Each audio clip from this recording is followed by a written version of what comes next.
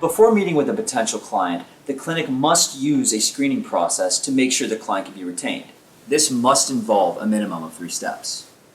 Sorry, just one moment. We're going to have to put you on hold. First, make sure there is a legal issue that will benefit from a legal intervention. We will discuss this more later in the video. Second, make sure the clinic can help with a specific legal area.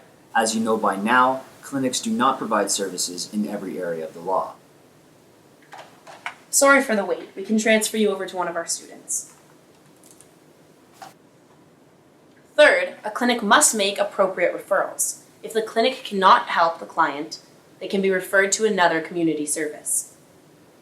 Specific areas of the law where more information may need to be gathered, especially if the client is in crisis or at risk of harm.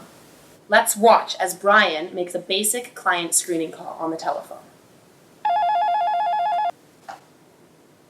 Area Community Legal Clinic, how may I help you? Hello, I need a lawyer and the other clinic told me to call here. What issue are you having? I'm being evicted from my apartment and I didn't do anything wrong. Have you been served with any notices or documents, or has the landlord just asked you to leave? I was given a form. It says I was persistently late with rent, but I wasn't. Now, do you see on that form anywhere a title, perhaps in the top right-hand corner? It says Notice to terminate a tenancy at the end of term, Form N8. On what date did your landlord give you the notice? He dropped it off yesterday, so July 12th, I guess? What does the letter say? Does it say termination date, the day you have to move out?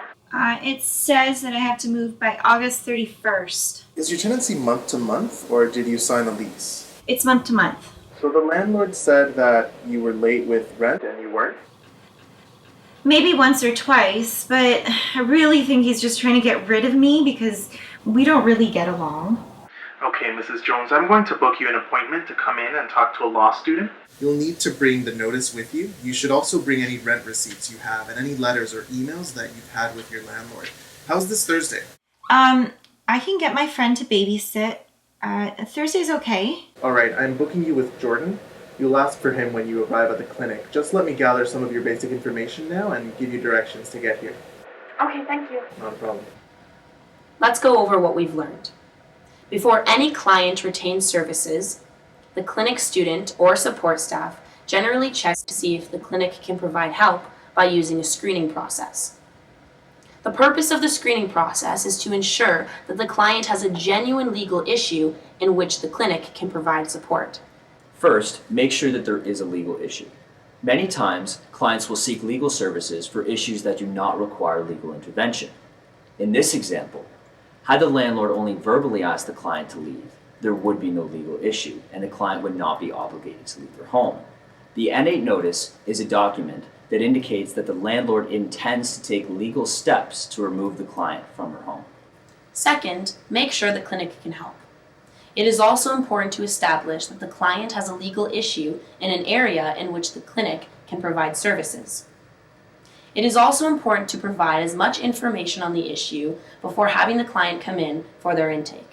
And third, make appropriate referrals. The student or support staff can always refer the client to another service. In the next video, you'll see Jordan, a law clinic student, conduct an initial client consultation with Ms. Jones.